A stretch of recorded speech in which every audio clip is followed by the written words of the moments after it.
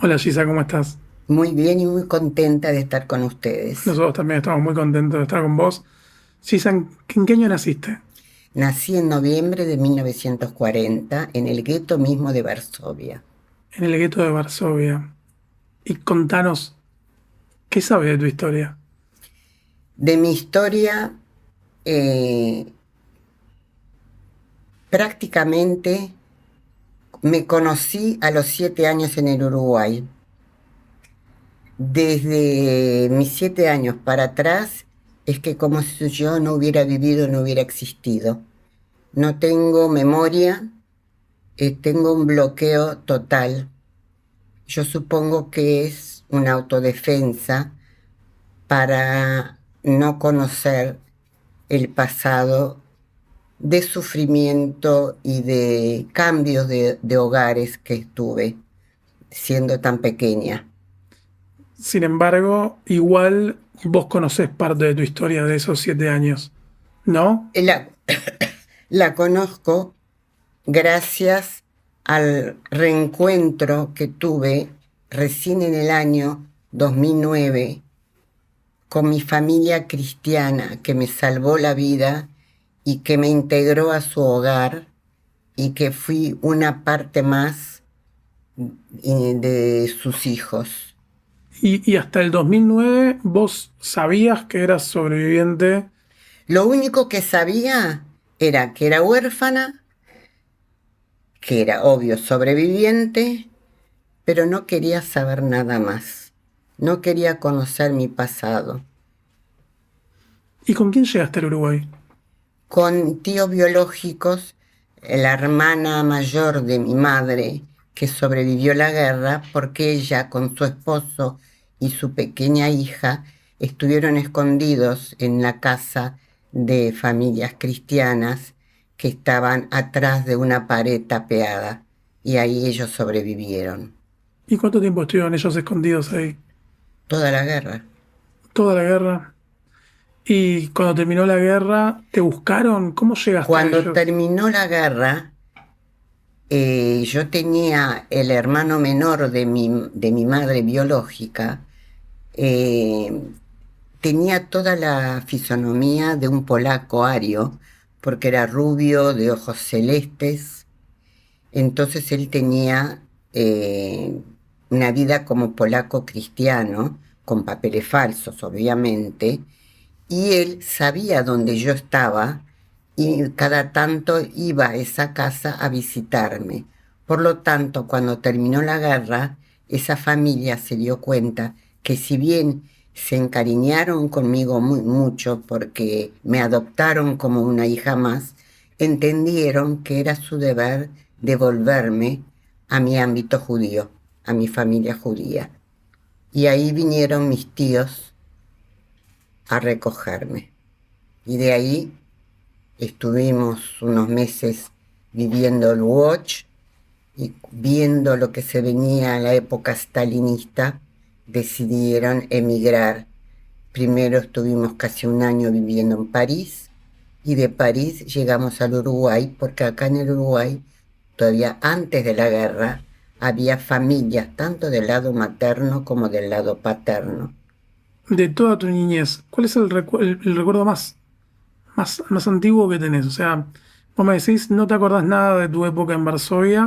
Lo único que a cada sobreviviente le quedan, como decir, te quedan marcados. Los que digan que somos todos normales, mentira, podemos parecer normales, pero es imposible. El que haya pasado esta situación no quede marcado. Yo me siento así. De repente ustedes dirán, pero esta señora es normal. No, trato de serlo, pero en el fondo es imposible serlo. Y algo que me quedó marcado, por ejemplo, yo cuando llegué al Uruguay no podía, vine en un barco, pero yo sentía el ruido de un avión, motores de un avión, iba corriendo y me subí a UPA de cualquier desconocido, el primero que encuentre. Y ese es el recuerdo más antiguo que tenés. Esa es la marca que tengo más. No te dejó de pasar. En algún momento, No, nunca. No, la angustia y el miedo lo tenés de por vida. Desgraciadamente lo pagan los hijos y a veces los nietos, porque sin querer tú le transmitís esos miedos a tus hijos y a veces a tus nietos. Ellos son esponjas que lo absorben. ¿sentís que hay algún miedo que ya les transmitiste y lo podés percibir en ellos?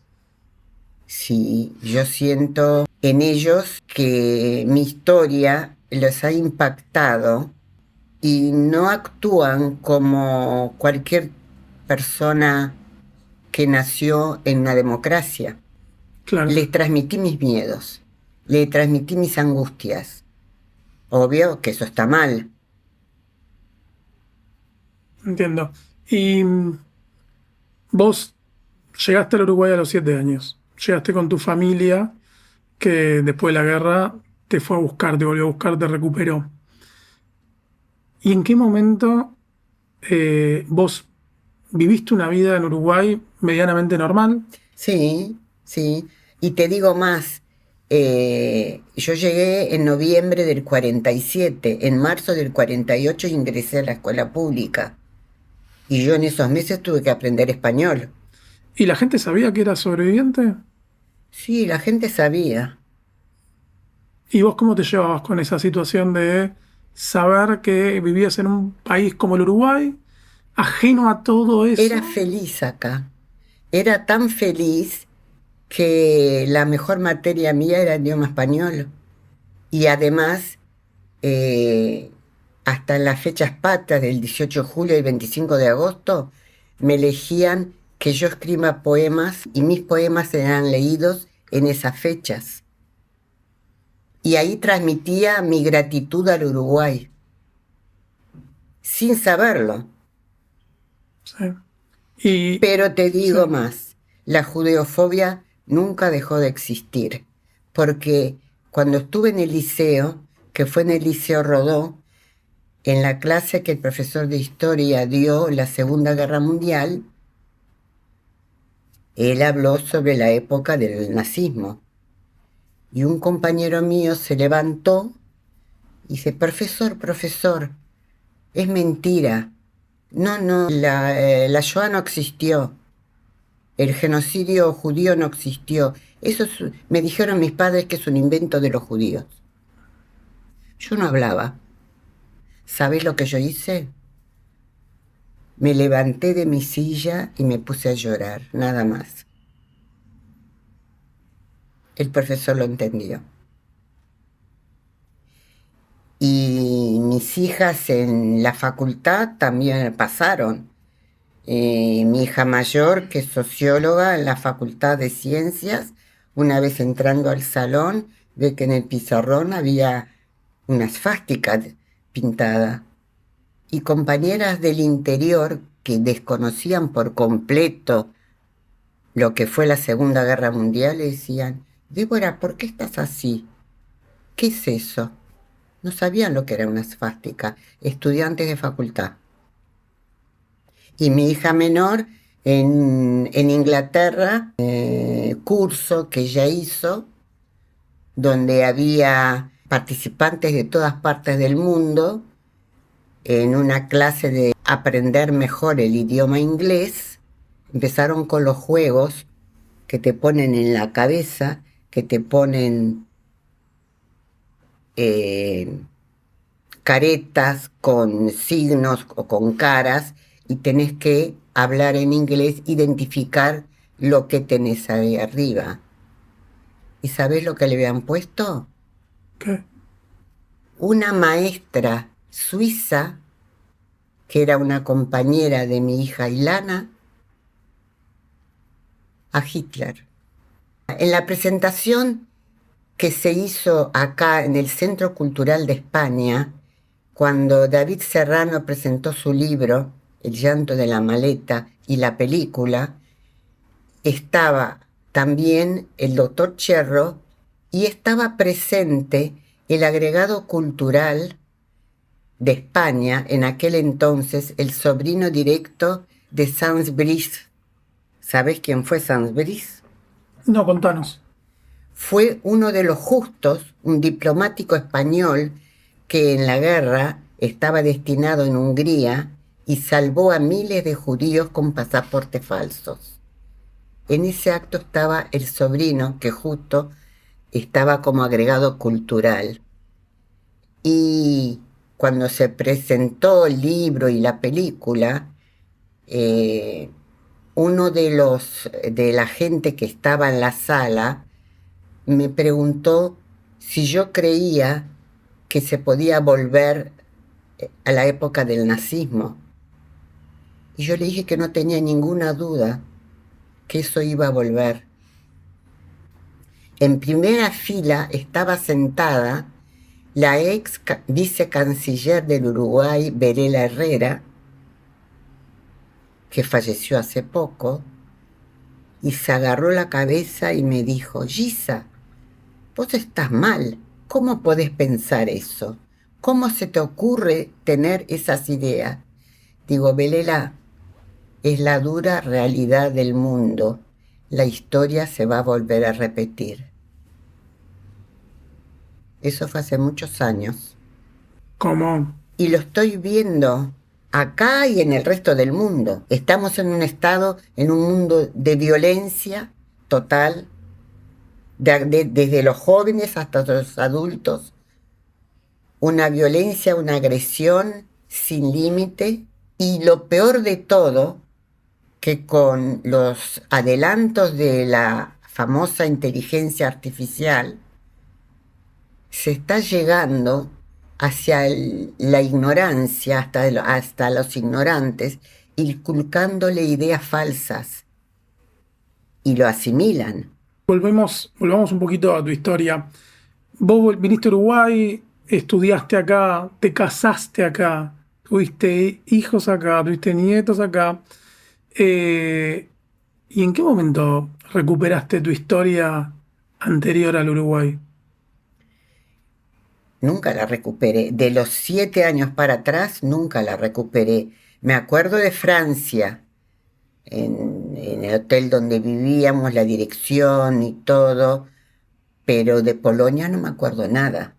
Cuando por primera vez llegué a Varsovia, todavía Danusia me dijo: mirá, cuando llegues, yo te voy a llevar a los lugares donde te llevaba a patinar sobre hielo, donde todo eso, a ver, vas a reconocer. ¿Quién es Danusia? Contanos un poco. Bueno, Danusia es la hija mayor del matrimonio que cuando yo llegué a ese hogar, ella tenía 17 años. ¿Vos sabés cómo llegaste al hogar?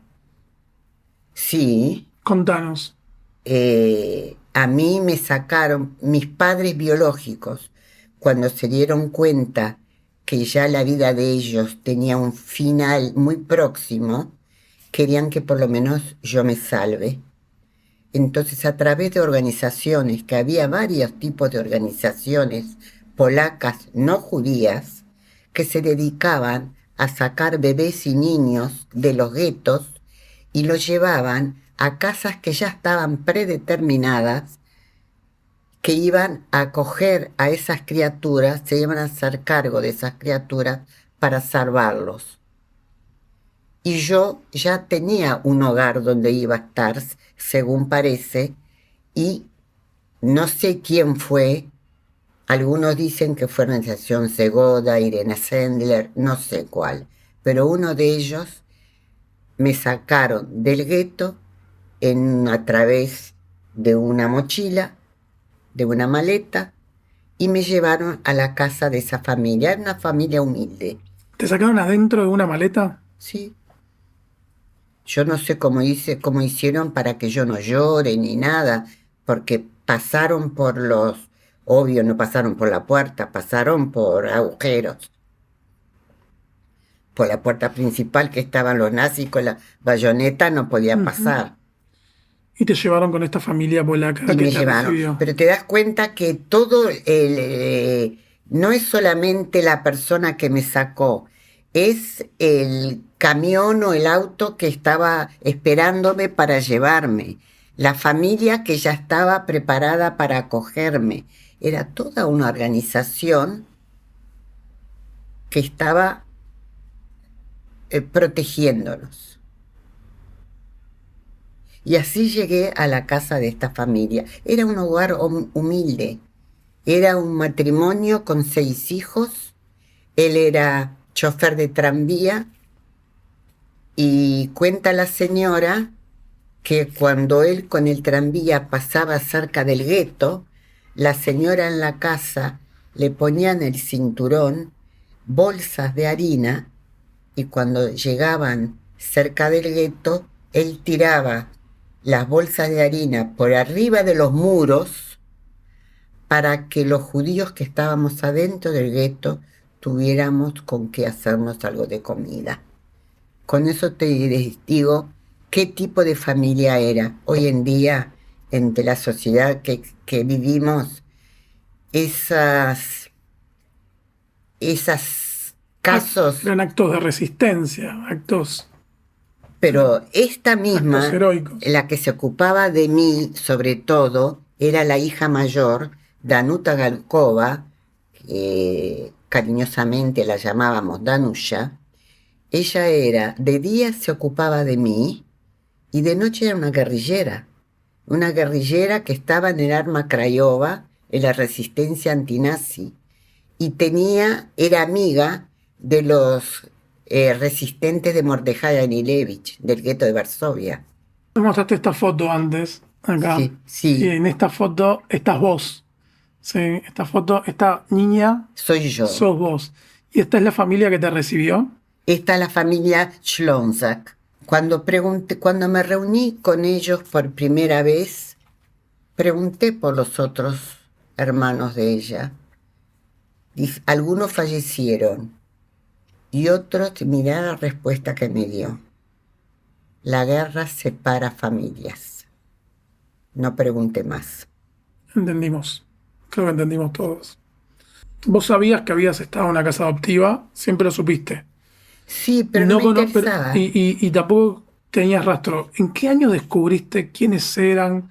¿En qué año descubriste a esta familia? ¿Te reencontraste con Danusha? Mira, según supe después, ellos sabían que yo venía al Uruguay con mis tíos y sabían la dirección donde yo iba a estar.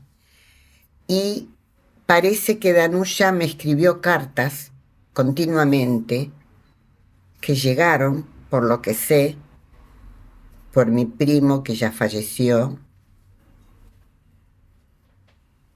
Y él era niño y vio cuando llegaban las cartas, pero a mí nunca me las dieron.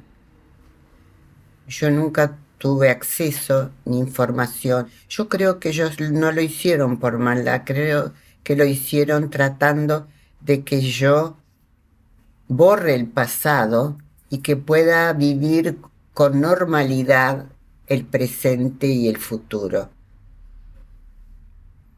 ¿Y cuándo te reencontraste? ¿Cómo fue? ¿Qué pasó? ¿Te llamaron? ¿Quién te llamó? ¿Cómo? Bueno, eso fue algo que le debo todo a la hija de mi primo, Alterbein, Denise Alterbein, que está casada con Alex Schwed, y en uno de sus viajes a Polonia por motivos de trabajo, Denise, que es muy familiera y muy de buscar su árbol genealógico, se fue al Centro Documental Judío de Varsovia para saber si después de la guerra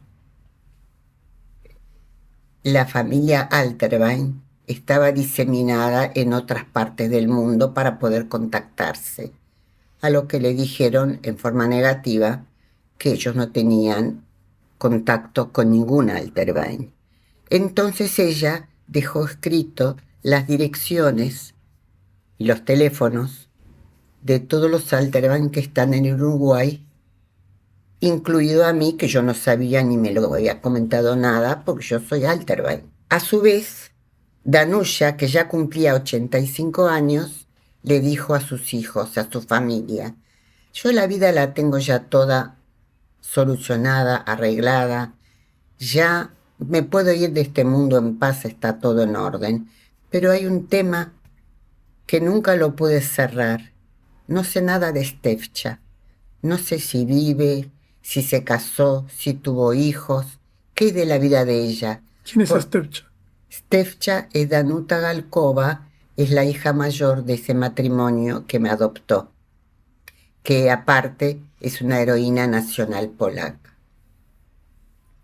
Entonces, la hija menor de ella fue a ese mismo lugar, al Centro Documental Judío, a preguntar si por casualidad tienen idea si existe en alguna parte del mundo o en el Uruguay o donde sea que viva Gisela Alterbein.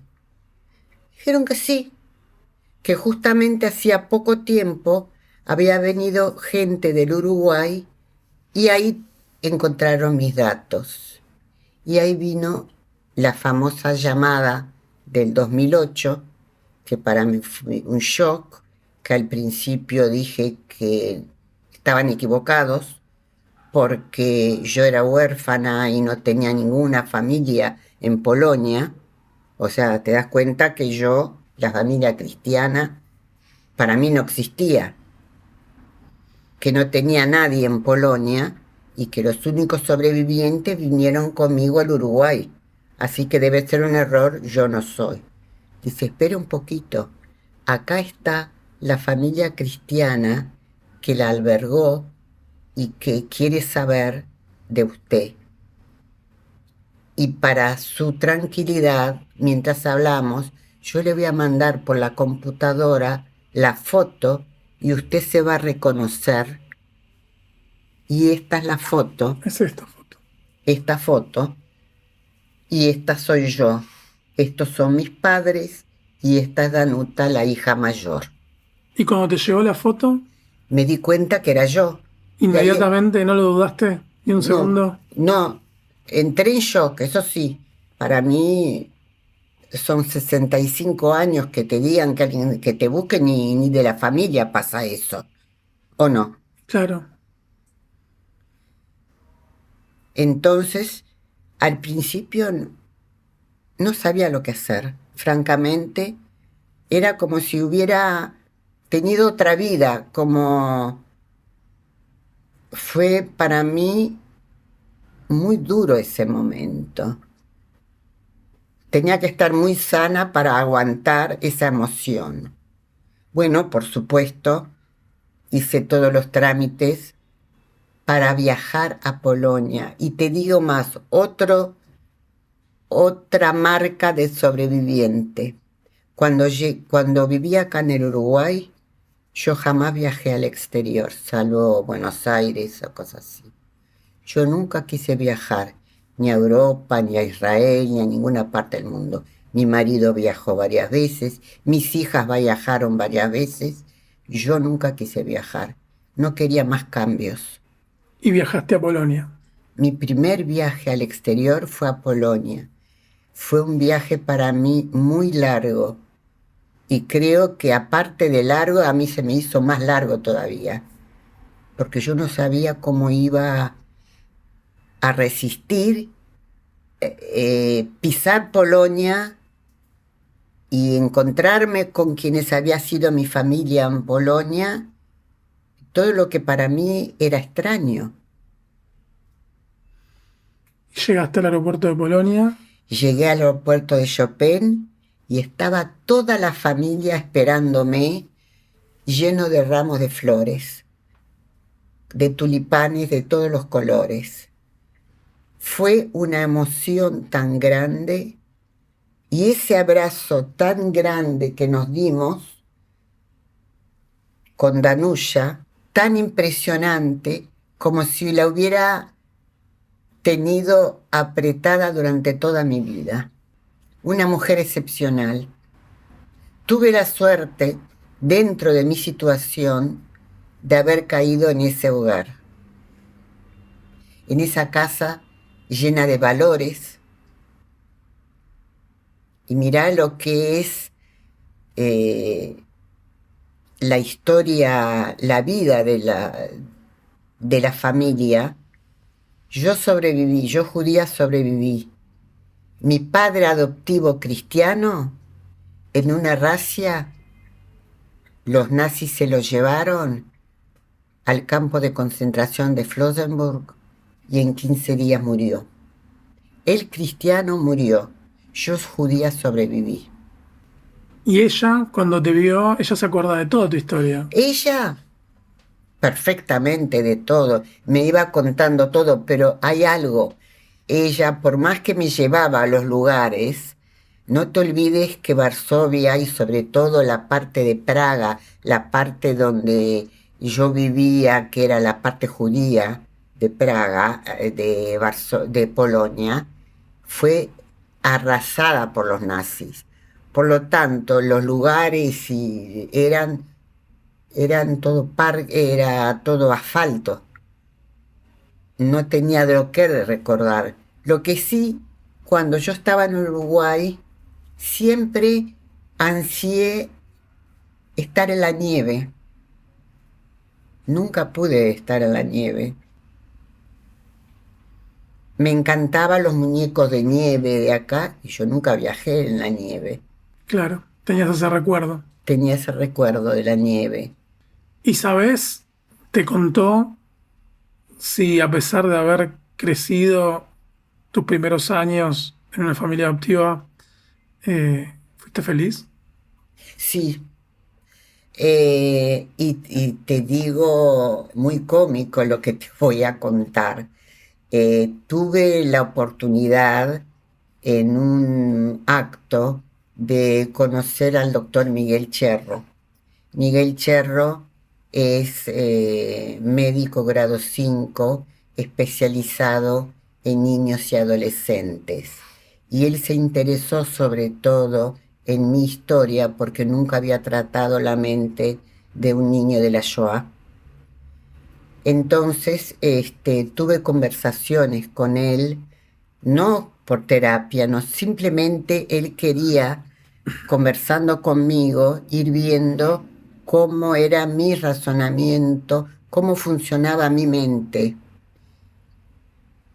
Y yo le decía, le contaba que yo con seguridad, yo sabía que estaba en la casa de una familia cristiana, pero con seguridad me tendrían escondida en un sótano para que no me vieran, porque si los nazis lo veían los iban a matar, y que yo estaba en malas condiciones.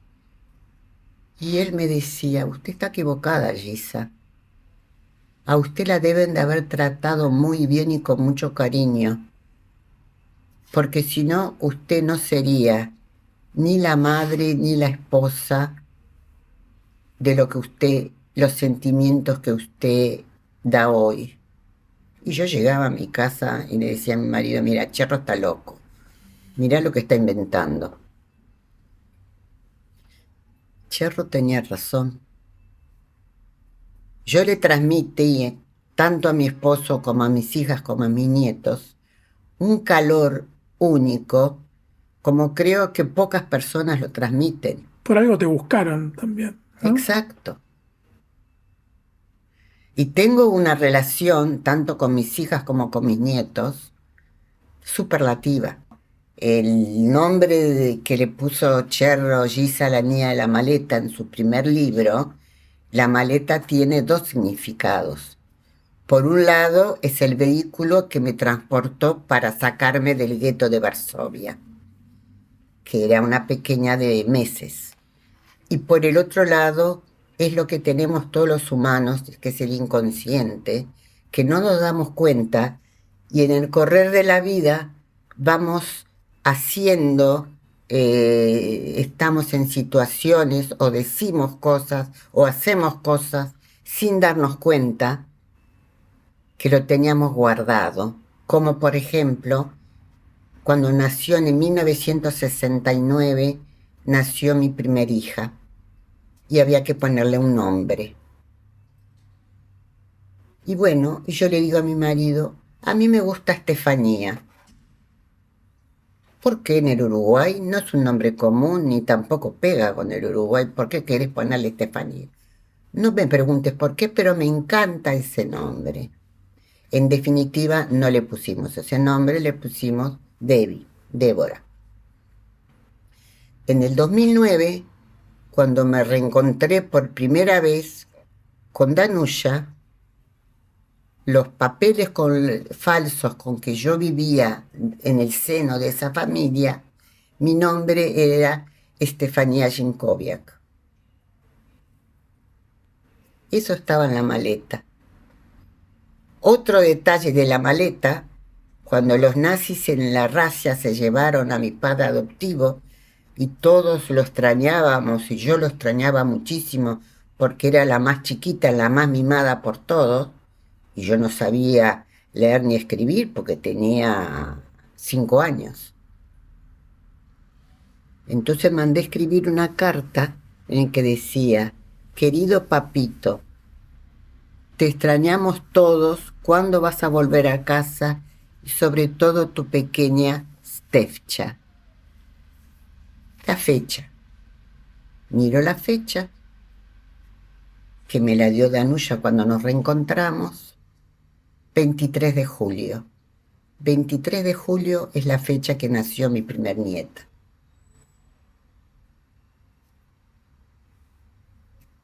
Qué fuerte. Esa es la maleta. ¿Vos sabés algo de cómo fue el final de tus papás biológicos? Sí, bueno, mi mamá, al poco tiempo que liquidaron el gueto de Varsovia, mamá se la llevaron a Treblinka y ya fue una de las primeras que se fue en el horno, en los famosos jabones. Ujú. Y mi padre, en Auschwitz, él sobrevivió a Auschwitz. Pero cuando llegaron los aliados, ese contingente no estaba preparado para darles el alimento necesario y medido para que puedan absorberlo personas que ya prácticamente no eran personas, eran esqueletos humanos caminando. Y esa comida que le dieron terminó matándolo, paradójicamente. ¿Qué tal? Eso fue, como lo sé, a través de la Cruz Roja, que le envió una carta a mi tío que vivía en Uruguay, el abuelo de Denise. ¿Y cómo se sigue después de todo, de saber toda esta vida, toda tu historia? ¿Cómo? Bueno, yo te digo una cosa. Yo siempre digo que tengo 2 familias. Una familia judía en el Uruguay y una familia cristiana en Polonia, que gracias a ellos estamos acá pudiendo dialogar y hablar. Sin ellos, yo no existiría. Y le debo todo. Pero hoy en día estamos viviendo momentos muy difíciles y sobre todo los que somos sobrevivientes nos cala muy hondo porque las angustias y los miedos Vuelven. nos atrapan por completo y tengo miedo de transmitirle mal a mis hijas y a mis nietos mis miedos, porque eso es malo, pero no sé cómo hacerlo, Uno hace lo que puede con lo que tiene. o con lo que es capaz o no capaz. ¿Y vos lo hablaste esto con tus hijos y tus nietas? Me costó empezar a hablar cuando tenía 55 años. Durante todo ese periodo no abrí la boca ni siquiera con mi esposo. Y eso que mi esposo fue un bastión para mí, gracias a él, a su cultura, a su gran persona y a un ser maravilloso que fue mi marido, que me apoyó en todo y me bancó, porque hay que bancar a un sobreviviente, con todos esos miedos y esos actos que uno tiene, lo pude ir sobrellevando. ¿Y qué pensás a futuro? Lo futuro más cercano. Yo, francamente, por lo que me queda a mí del hilo de vida, es cortito, me da lo mismo. Pero tengo mucho miedo con el futuro para mis hijos y para mis nietos, en qué mundo estamos viviendo. En un mundo donde la judeofobia domina, donde los nuevos adelantos tecnológicos aumentan todavía la posibilidad de llegar a la judeofobia en todas partes del mundo y tergiversar las verdades, y que desgraciadamente el pueblo judío vuelve a repetir su historia. Ese es el miedo más grande que tengo. Por eso estamos acá grabando.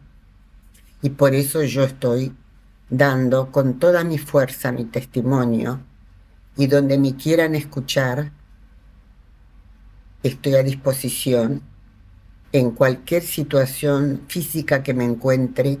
Igual, primero está siendo yo uno de los últimos sobrevivientes que quedamos, porque fíjate que yo nací en la guerra. Claro. Entonces ya como que cada vez somos menos. Y si niegan lo que pasó con la historia, más van a negar cuando ya no quedemos más los sobrevivientes.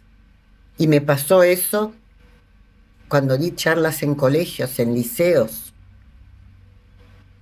Me pasó un caso de uno de los colegios en el departamento de Canelones, en un liceo, donde fui invitada por la profesora de historia, junto con un descendiente de la colectividad armenia, a dar sus testimonios sobre el genocidio armenio y el holocausto judío. El profesor de historia descendiente de armenios, obvio, no era sobreviviente, porque el genocidio armenio es muy anterior, que llevó una película que la pasaron, que fue desgarrante esa película. Pero yo miraba a todos esos chicos que estaban viendo la película y era como si estuvieran viendo una película de Netflix, no se les movía un pelo. Cuando me tocó a mí, yo me paré con mi cuerpito y le dije: yo soy fulana de tal, me llamo tal y esta es mi historia. Por primera vez en su vida habían visto a un judío. Nunca se habían tropezado en esa localidad de Canelones. ¿Sabes una cosa? Cuando terminé de hablar, estaban todos llorando y haciendo fila para abrazarme y darme un beso. Entonces, lo único que queda es el persona a persona. Y cuando desaparezcamos los últimos que quedamos, la historia dirá. Por eso estamos grabando acá, Isa. Para que nos quede por muchos años Que este sea un registro. testimonio y que sirva, y lo más importante, que no vuelva a repetirse. Ojalá, Dios quiera, que no vuelva a repetirse. Gracias por abrirnos la puerta de tu casa. Gracias por contarnos tu historia. Está abierta para ustedes cuando ustedes gusten. Muchas gracias. A ti, a ustedes.